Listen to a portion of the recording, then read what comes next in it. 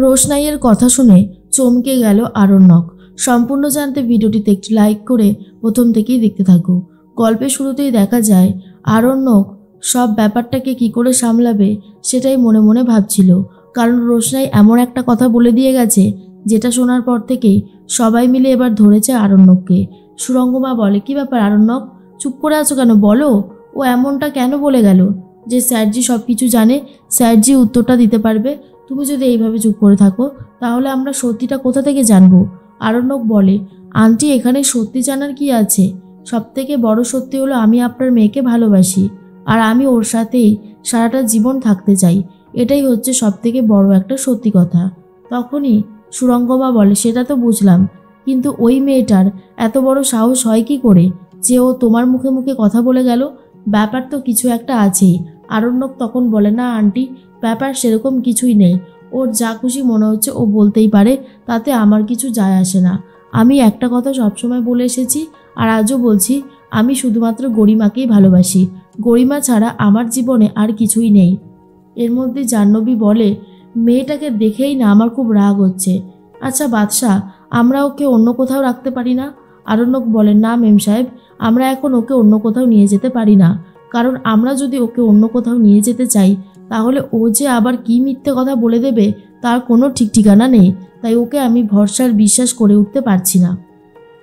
মনে মনে একটা কথাই ভাবতে থাকে গরিমা, সবার সাথে এরকম হয় না, আমার সাথেই হচ্ছে কেন? গরিমা বলে, জানো তো আরণ্যক, আমার বন্ধুদেরও সব লাভ ম্যারেজ হয়েছে, কিন্তু তাদেরকে আমি এত কিছু করতে দেখিনি। আমার জীবনটা কমপ্লিকেটেড হয়ে যাচ্ছে দিন দিন। সুরঙ্গমা বলে, একদমই ঠিক কথা, এই ব্যাপারটা আমিও নজর করেছি। তনুশ্রী বলে, বাদশা যা করবে ভেবেচিন্তে করো কেমন, একটু বেশি রিস্ক নিও না, আমি বারণ করেছি কিন্তু। তখনই সুরঙ্গমা বলে, আচ্ছা ও যে এই কথাটা বলল, ওর হাজব্যান্ডকে ফোন করলে নাকি পাওয়াই যাবে না, সুইচ অফই বলবে নাম্বার, এটা কেন বললো?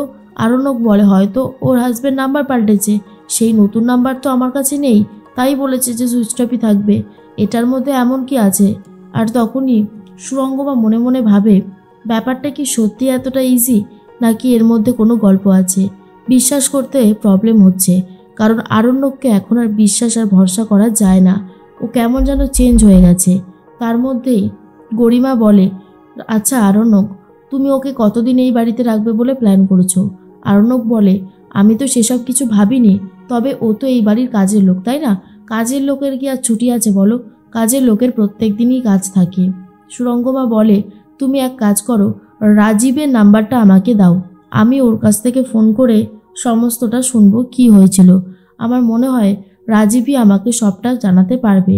আরণ্যক তখন বলে, আন্টি আমি তো বলছি এখানে এক্সট্রা করে জানানোর কিছুই নেই আর জানবারও কিছুই নেই, আপনি শুধু শুধু এসব ব্যাপার নিয়ে মাথা ঘামাচ্ছেন, দয়া করে এসব ব্যাপার নিয়ে আপনি ভাববেন না, আমাকে ভাবতে দিন।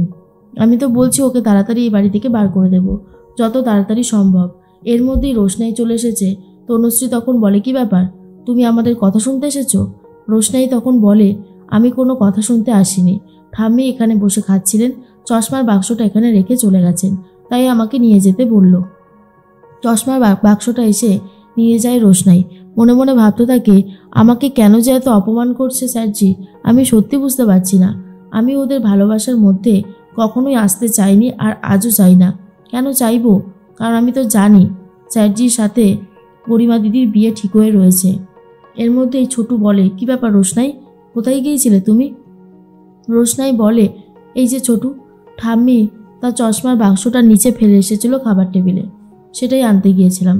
রোশনাইয়ের চোখে জল দেখে ছোটু বুঝতে পারে আর বলে, আমি জানি তোমার কষ্ট হচ্ছে, কষ্ট হওয়াটাই স্বাভাবিক, কিন্তু একটা কথা সারা জীবন মনে রাখবে, যে কষ্ট সহ্য করে আলটিমেট সেই কিন্তু গেইন করে বেরিয়ে যায়।